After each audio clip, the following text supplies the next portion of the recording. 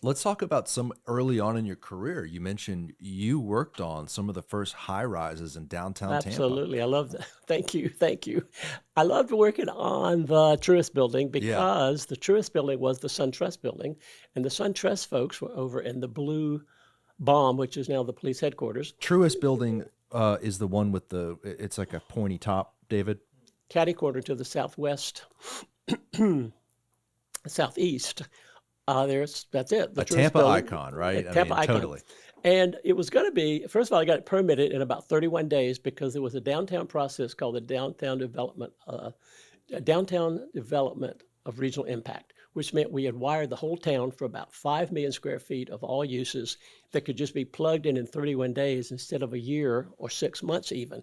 We just plugged it in 31 days to get that thing approved because we had pre-wired downtown with 5 million square feet of advance approval called the Downtown Development of Regional Impact Order. So 31 days, we're fully approved for the Truist Building. Southeast Bank was going to be a tenant, but they failed because a judge had found that they were insolvent. A year later, the judge found that they were not really insolvent on appeal, that they had just been deemed insolvent by a miscalculation of their capital. And suddenly we've lost Southeast Bank as a lead tenant, and we end up moving Sun Bank from the Blue now police building. And the police building, what was that initially constructed as? An office tower? It was flagship, I think, or it was Old Marine Bank. I think it was the Old Marine Bank building back in the 60s. So, and that's the Tampa PD HQ today, which is kind of that iconic older blue office building. There's Right. that museum downstairs. But let me pause and talk about this like pre-approval setup for Tampa's downtown, Yes, yes, where there was a situation where they had pre-approved entitlement, where yes, you could go in and build a skyscraper and get an approval within a month. yes. Uh, Do we still have something like that today? we do remnants of it. Ron Rotella, who ran the Westward Alliance for Al Austin and Jack Wilson, and those guys, Dick Beard, those guys that were West Shore. What we did is we flew to Tallahassee and we met with the legislators and we said, look, here's the idea. And we laid out what you just described. And they said, no way, no way. And I said, what if it's drafted as follows? And I handed them 2 pieces of paper. What if it says the following? If you bring in a study of 5 million square feet and its impacts on the roads and the water and the sewer, and you get it approved in advance as a area-wide downtown development, or in this case, West Shore development was the first one.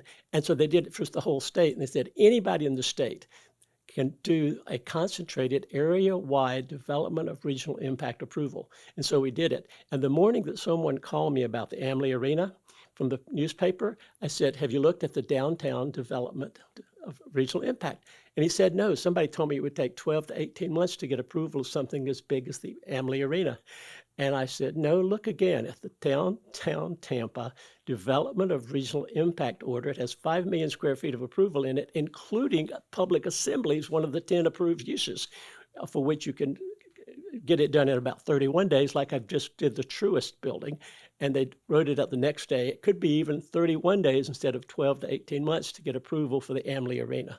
So Amalie Arena, that was approved in 31 days. Yes, plugged in to the already because they've been It had pre-approved been as a pre-approved. part of the downtown development And order, downtown development of regional impact development order. the reason it takes so long to approve a skyscraper is because it's such an intense use, or in the same thing with Amalie Arena. Oh And so the yeah, reason it takes so long, okay, well, let's study the traffic, let's study the stormwater unless they're drainage, pre-studied, unless they're pre-studied unless interesting. with mitigations for when you get to 1 million square feet, you pay this much money. You get to 3 million square feet, you pay this much money, and there's a trade-off of trips depending on the use.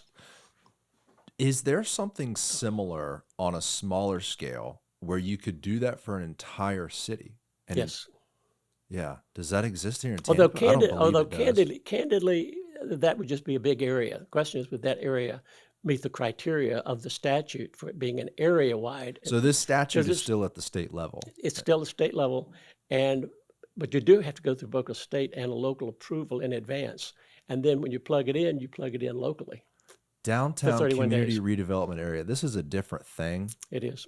Um, wow. And so name it one more time so David Downtown can. development, it's a development of regional impact. Downtown development of regional impact. And this was 80s, I would assume, 80s, when they in were really early mid getting into 80s, the land use and the planning early and and mid 80s. when we had a bunch of city planners come to Florida, at the state level, the state was very much concentrating on this. And I think every municipality, if I'm not mistaken, had to hire planners to come in. Absolutely. 467 jurisdictions. So in some ways, was the late 80s a sort of land use boom here, where Yes. the lawyers Oh, and the yes. planners Oh, were yes. all really digging into this stuff? Absolutely. Those were probably fun times, right? were I mean, fun you could times. really get your fingers on this whole city building thing. It got so busy. I remember we had like 6 developments of regional impact on the same agenda, and I just get up, present one.